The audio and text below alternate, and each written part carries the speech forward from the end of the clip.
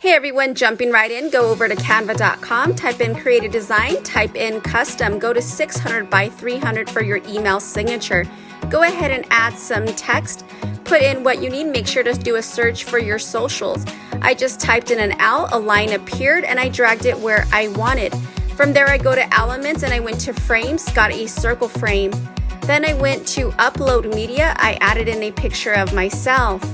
After I added in the picture, I went ahead and clicked on edit image. From there, I tried to remove the background.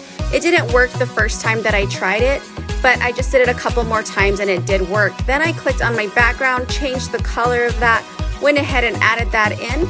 Then I clicked on elements, typed in aesthetic, chose something that I like, went ahead and dragged that right over. Then I resized it to the position that I wanted.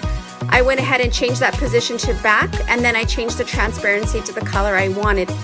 This is a really cool email signature. I hope you guys enjoyed. Take care.